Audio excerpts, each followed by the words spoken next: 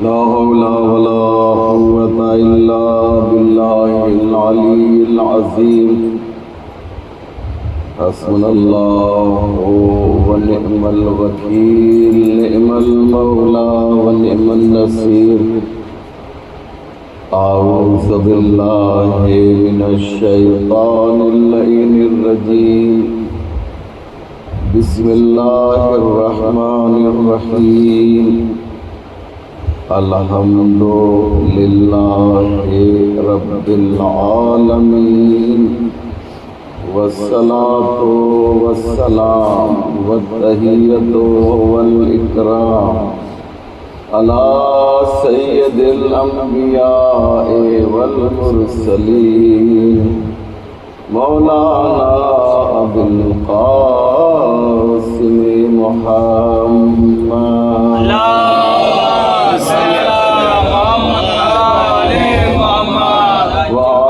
الطيبين الطاهرين المعصومين المظلومين ولعنة الله على أعدائهم أجمعين رب اشرح لي صدري ويسر لي أمري واحلل عقدة من لساني يفقه قولي أما بعد فقد قال الإمام الحسين عليه السلام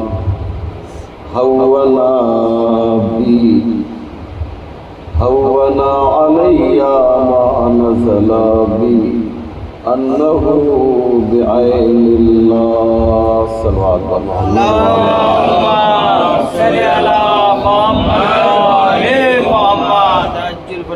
ماشاء اللہ تمام مداحان اہل بیت اور تمام نوحہ گرانے عزاداران سید الشہداء نے بہت ہی عمدہ نذران عقیدت پیش فرمایا شہداء کربلا کی بارگاہ باعظمت میں یقین جانیے کہ یہ مجلس مقبول ہے کیونکہ بانی مجلس نے بے انتہا خلوص کے ساتھ اپنے گھر کو عزاخانہ حسین بنا کر عزاداران حسین کو دعوت دی ہے۔ یہ شرف بہت بڑا ہے کہ آپ عزادار حسین بن جائیں۔ کیوں؟ اس لیے کہ یہ تمنا کسی عام شخص یا شخصیت نے نہیں کی ہے، بلکہ عزاداری کی تمنا اس نے کی ہے جو رسول کی آنکھوں کی ٹھنڈک ہے، جو قرۃ العین ہے رسول کے لیے، جو وجہ سکون ہے رسول کے لیے، جو مادر حسنین ہے، اس نے یہ تمنا کی ہے۔ لہذا آپ اپنی قدر کو سمجھیں، آپ اپنی منزلت کو سمجھیں کہ آپ دعائے سیدہ بھی ہیں اور تمنا سیدہ۔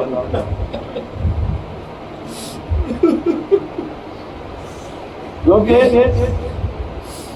اس ماں کو اس وقت سکون ملا جب پیغمبر نے یہ فرمایا کہ ایک قوم آئے گی تو آنکھوں سے بہتے ہوئے آنسو رک گئے اور دل کو یہ کہہ کر سکون ملا کہ ہاں میرے بابا، آپ نے جو فرمایا ہے، فاطمہ کو یہ اطمینان ہو گیا کہ اب حسین کی شہادت کے بعد حسین اکیلا اور تنہا نہیں رہے گا۔ ایک قوم آئے گی جس کے بچے حسین کے بچوں پہ ماتم کریں گے، ایک قوم آئے گی جس کے جوان حسین کے جوانوں پر ماتم کریں گے، ایک قوم آئے گی جس کی عورتیں حسین کی عورتوں پہ ماتم کریں گے۔ یہ کوئی معمولی بات نہیں ہے عزیزوں، اور یہ پیشن گوئی کسی اور نے نہیں کی ہے، اس نبی نے یہ پیشن گوئی کی ہے کہ جسے جو کچھ ملتا ہے ادھر سے نہیں ملتا، ادھر سے ملتا ہے عزیزوں۔ وَمَا يَنطِقُ عَنِ الْهَوَىٰ إِنْ هُوَ إِلَّا وَحْيٌ يُوحَىٰ، یہ وہ نبی ہے جو اپنی مرضی سے کلام نہیں کرتا ہے، یہ وہی کہتا ہے جو وہی کہتی ہے، یہ وہی کہتا ہے جو ادھر سے اشارہ ملتا ہے۔ اب میں اپنی بات کو مکمل کر دوں جو میں نے تمہید بنائی ہے کہ پیغمبر جو کہیں گے وہ گویا وہی پروردگار ہے، تو اب مجھے کہنے دیجئے فرش عزا تمنا زہرا نہیں ہے، ارادہ مشیت الہی ہے، ارادہ مشیت الہی ہے، اس کا ارادہ ہے کہ فرش عزا بچھائی جائے، پروردگار یہ چاہتا ہے کہ فرش عزا بچھایا جائے۔ اب میں ان لوگوں کو ایک چیلنج کر رہا ہوں کہ جو حسین کی عزاداری کو مٹانا چاہتے ہیں ان کو میں یہ چیلنج کر رہا ہوں کہ تمہاری یہ جنگ عزاداروں کے ساتھ نہیں ہے، مشیت پروردگار کے ساتھ ہے۔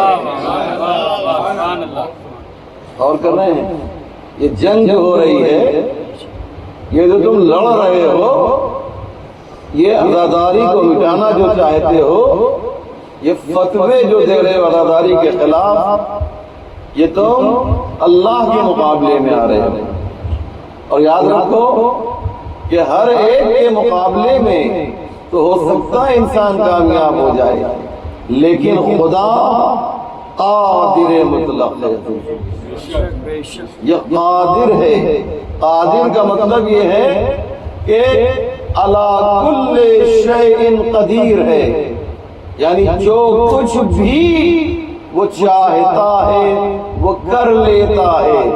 اس نے چاہا کہ فرعون کو غرق کرے تو اس کے تخت و تاج بھی اسے بچا نہ سکے، تو جب فرعون مشیت الہی کی وجہ سے دریائے نیل میں غرق ہو سکتا ہے تو حسین کے دشمن کیسے بچ سکتے ہیں؟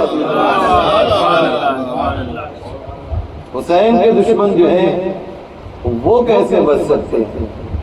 وہ بھی ایک نہ ایک دن ضلالت و گمراہی کے دریا میں ڈبو دیے جائیں گے، اور یہ ہو کے رہے گا۔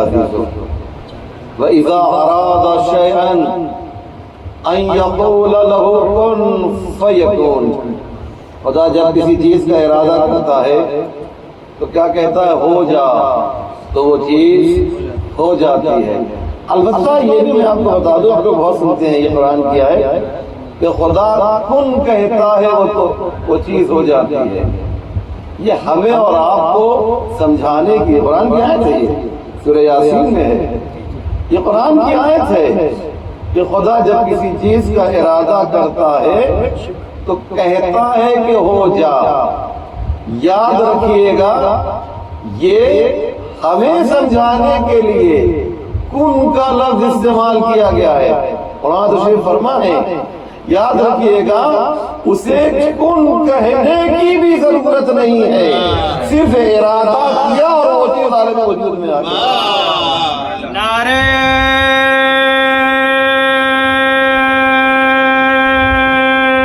حیدری،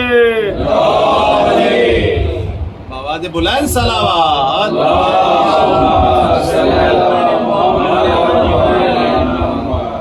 اسے کن کہنے کی ضرورت نہیں ہے، یاد رکھیے گا ارادہ تو ہوتا ہے، الفاظ کا استعمال دو طرح سے کیا جاتا ہے۔ ایک مرتبہ یہ ہے الفاظ کے بعد وہ عمل شروع ہوتا ہے، یہ ہمارے اور آپ کے لیے ہے کہ پہلے مرحلے میں الفاظ ہوں اور پھر ایکشن ہو۔ ہم پہلے الفاظ کا ارادہ کرتے ہیں، دیکھیں بہت امپورٹنٹ بات ہے، کاش یہ بات آپ تک پہنچنی چاہیے، پڑھے لکھے لوگ بیٹھے ہوئے ہیں۔ ہم پہلے زبان پر الفاظ لاتے ہیں، پہلے ارادہ کرتے ہیں، نیت کرتے ہیں، پھر الفاظ کو لے کر آتے ہیں، پھر وہ ایکشن اور عمل شروع ہوتا ہے۔ اللہ کے یہاں صرف نیت ہے، الفاظ نہیں پائے جاتے ہیں۔ آپ کو غور کریں کیا کہہ رہا ہوں؟ پروردگار جو ہے اس کو الفاظ کی ضرورت نہیں ہے۔ وہ قرآن کیا کہہ رہا ہے کہ اذا اراد شیئا یقول له کن فیکون، یہ کن اللہ کے لیے نہیں، آپ کو سمجھانے کے لیے۔ یہ بات ذہن میں رکھیے گا۔ یہ امام حسین اور توحید، امام حسین اور خدا، یہ دو چیزیں ہیں، آپ اسے سمجھیے۔ کربلا ایک جملہ کہہ رہا ہوں، قیامت کا جملہ ہے۔ کربلا حقیقت میں محافظ نام خدا کا نام ہے۔ سبحان اللہ، سبحان کربلا اللہ، کیا ہے؟ نام خدا کے محافظ کو کربلا کہا جاتا ہے، اور ذات حسین کے محافظ کو اللہ کہا جاتا ہے۔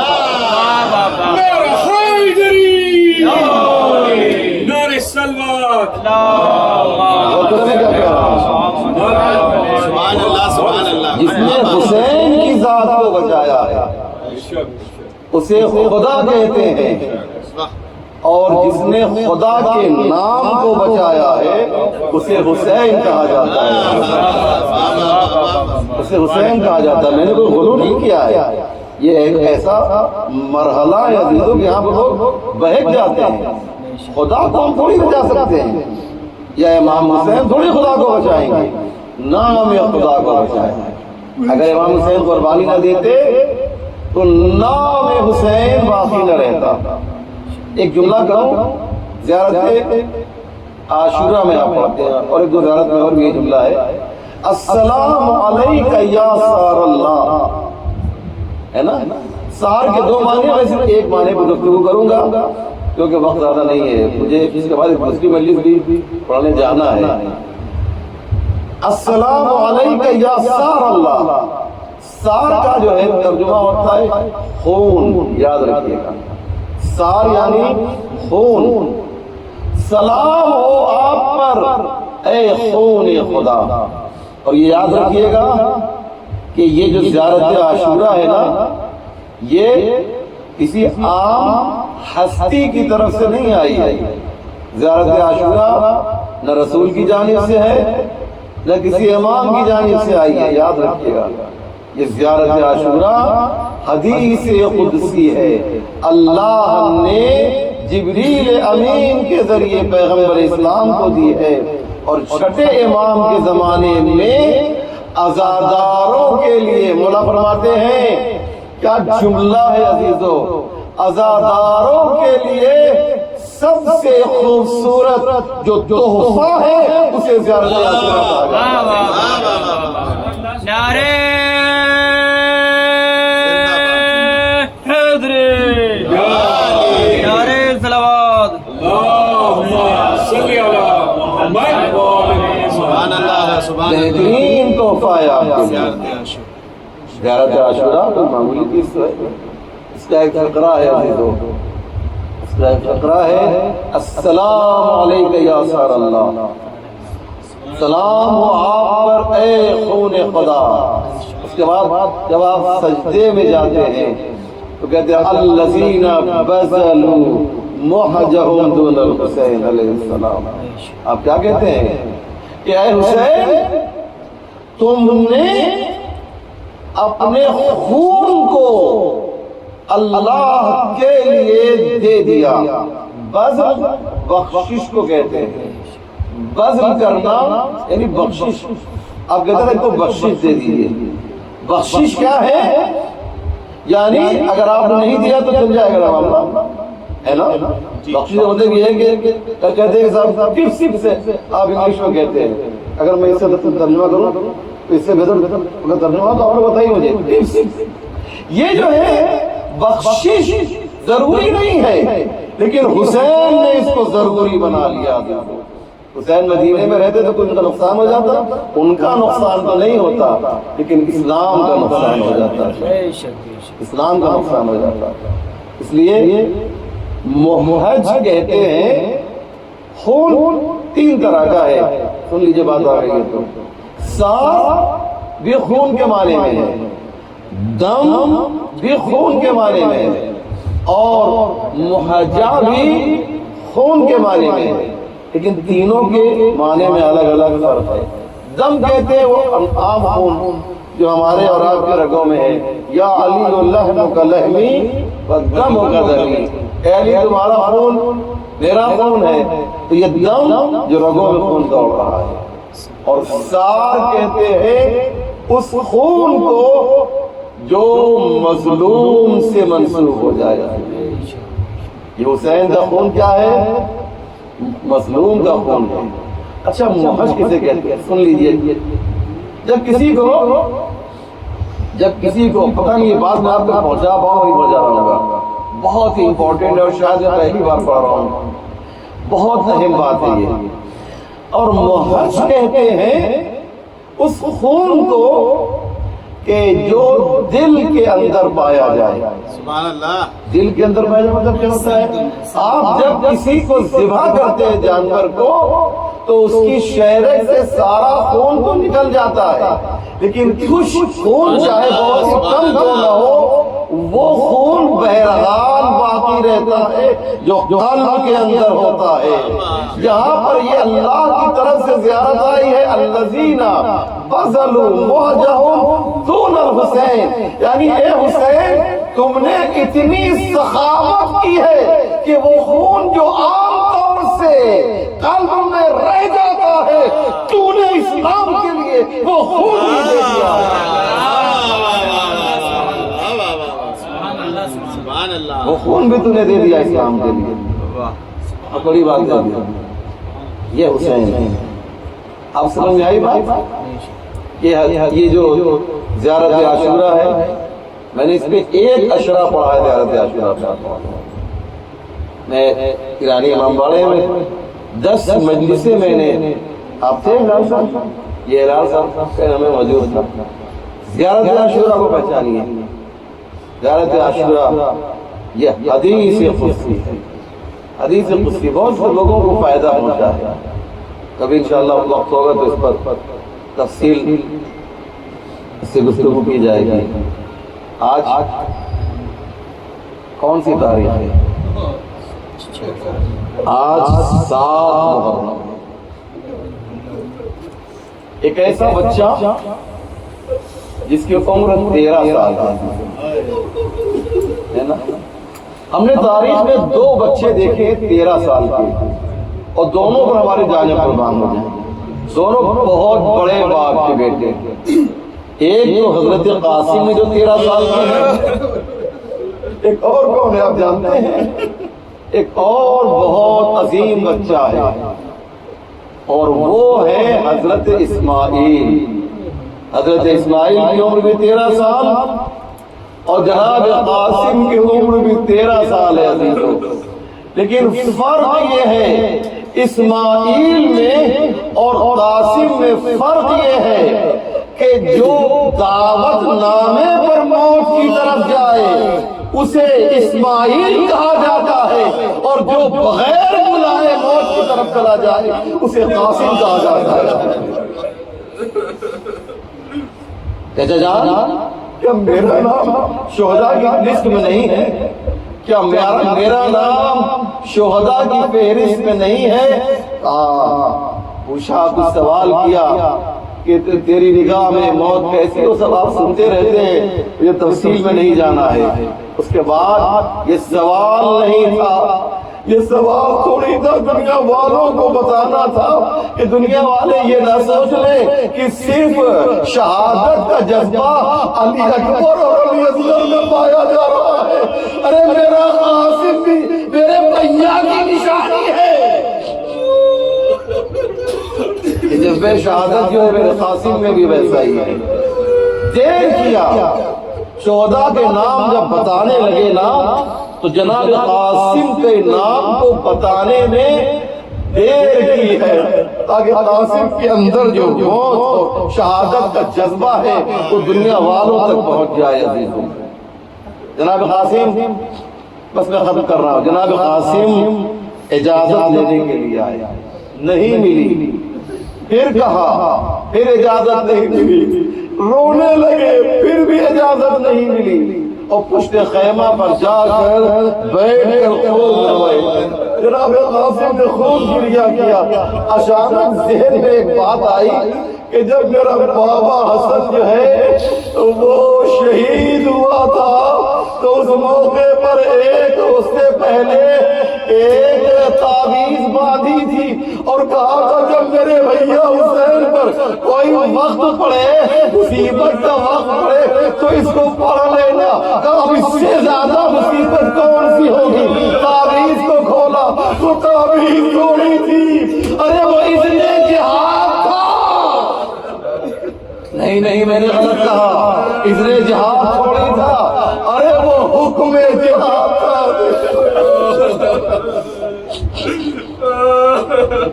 وہ حکم جہاد تھا جناب قاسم کو۔ جناب قاسم لے کر گئے، وہ تعویذ پیش کی۔ ایک جملہ جانتے ہو حسین نے کیا کہا میرے لال قاسم، تم نے میرے بھیا کی تحریر نکال مجھے مجبور کر دیا۔ اللہ اکبر۔ امام حسین نے خود جناب قاسم کو بھیجا۔ قد اتنا کم تھا کہ تلوار جو ہے وہ زمین پر خط خط رہی تھی۔ 13 سال کی عمری کیا ہوتی ہے عزیزو؟ گھوڑے پہ سوار کیا اور میدان میں گئے۔ عزیزو، میدان میں گئے، ظالموں سے مقابلہ کیا ہے۔ جناب قاسم کو جب کسی نے دیکھا تھا تو کہا یہ تو چاند کا ایک ٹکڑا معلوم ہوتا ہے۔ ابھی تو کہیں تو میں ایک جملہ کہوں، ارے جو دشمن کی نگاہ میں چاند کا ٹکڑا ہو وہ ماں کی نگاہ میں کیسا ہوگا؟ اللہ اکبر۔ ماں کی نگاہ میں وہ کیسا ہوگا؟ جناب قاسم نے زبردست جنگ کی ہے، اور وہ شامی پہلوان جب جناب قاسم کے سامنے آیا تو ایک مرتبہ امام حسین نے اپنے ہاتھوں کو آسمان کی جانب بلند کیا، اے میرے پروردگار، میرے قاسم کی خیر ہو، اجرکم اللہ۔ آپ جانتے ہیں نا 7 فرزند اس کے آئے اور 7 کو واصل جہنم کیا۔ پھر یہ ملعون آیا تلوار کو لہراتے ہوئے، جناب قاسم نے اس کا بھی کام تمام کیا۔ تو ایک مرتبہ پیچھے سے ایک آواز آئی، کسر سعد کی آواز آئی، ارے ایسے کرو ورنہ تم میں سے کوئی نہ بچے گا، چاروں طرف سے حملہ کر دو۔ اب جو چاروں طرف سے حملہ ہوا تو ادھر کے گھوڑے ادھر کے گھوڑے ادھر، ارے عزیزو، قاسم کا لاشا پامال ہو گیا، قاسم کا لاشا پامال ہو گیا۔ عزیزوں، میں ایک جملہ کہنا چاہتا ہوں، میں امام حسین کو مخاطب کر کے ایک جملہ کہنا چاہتا ہوں، مولا حسین مجھے معاف کر دیجئے، میں یہ بات جو کہنے کے لیے جا رہا ہوں آپ سے بھی معافی مانگ رہا ہوں۔ ایک جملہ کہنا چاہتا ہوں، آپ سب مجھے معاف کر دیں گے نا؟ میں کہا مولا، ارے آپ کا جنازہ بھی پامال ہوا، لیکن آپ کی شہادت کے بعد آپ کا جنازہ پامال ہوا۔ ہائے قاسم کی زندگی میں قاسم کا